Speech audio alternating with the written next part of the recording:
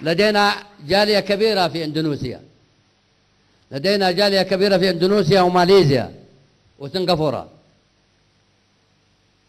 يزيد عن 5 مليون مواطن يمني.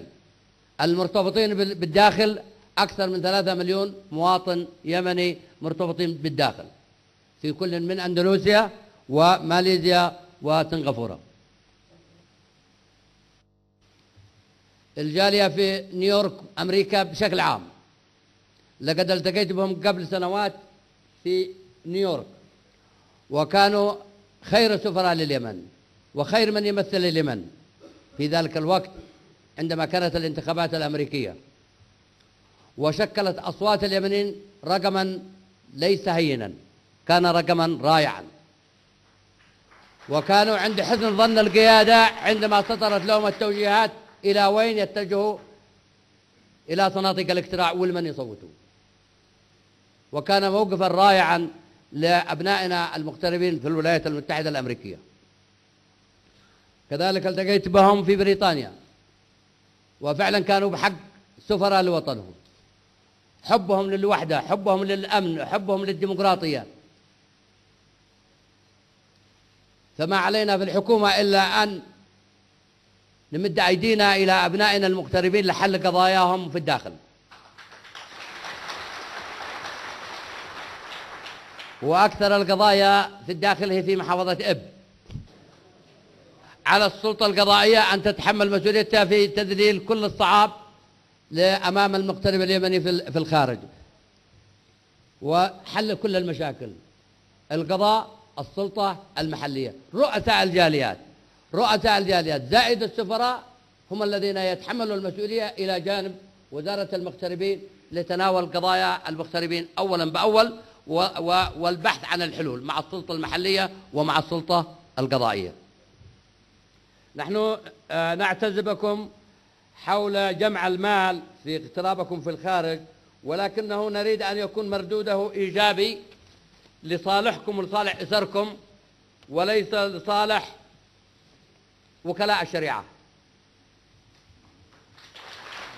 أن تكون الفائدة لصالح أسركم خاصة في مجال الاستثمار، وأن كل واحد يريد أن يذل الطرف الآخر بقوة المال. إذا أنجزت الأحكام الشرعية علينا أن نمتثل الحكم الشرعي القضائي دون أن نصرف مال من أجل نركع الطرف الآخر. هذا ما بيحدث في كثير من المديريات وفي بعض المحافظات. أنتم أصبحتوا تعلمتوا ودرستوا واحتكيتم بالمجتمعات المتحضرة، فالإنسان يستفيد ويتعلم، والحياة هي مدرسة.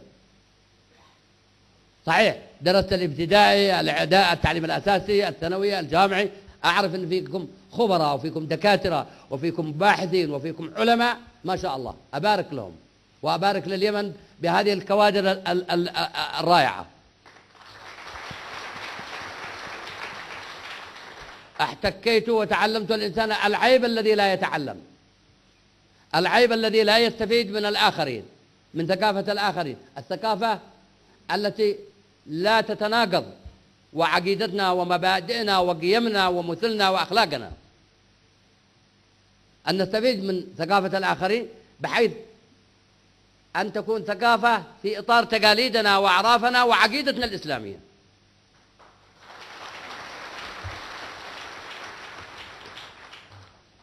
ما من شك أن عندكم هم كبير وهو هم الوطن. تتابعون عبر وسائل الإعلام المرئية والمسموعة والمقروءة ما يجري في وطنكم، وأنا أعرف أن أنتم مشدودين إلى الوطن بشكل إيجابي، وأتابع اتصالاتكم وأتابع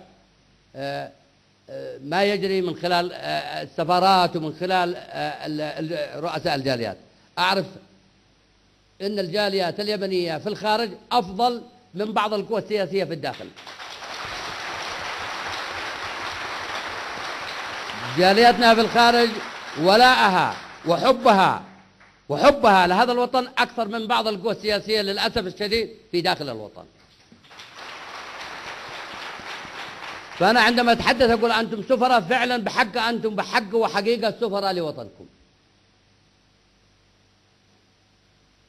أنتم تعرفوا التشطير ومآسي التشطير. عندما كنا مشطرين شطرين، وين فلان؟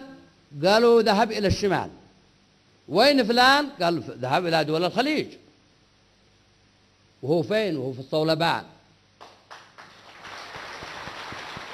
في الصولبان. يعرفوا الصولبان؟ ما هو الصولبان؟ الآن أمن وأمان واستقرار بين الوطن الواحد.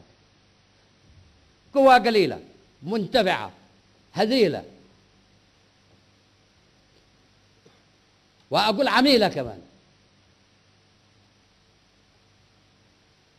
شنوا حرب 94 وعملوا أزمة وخسر الوطن فيها أكثر من 11 مليار دولار، وقدم قوافل من الشهداء والجرحى والمعوقين، وقلنا عفى الله عما سلف، لا غالب ولا مغلوب، الدم كل يمني، وأعلنا قرار العفو العام والغينا الأحكام.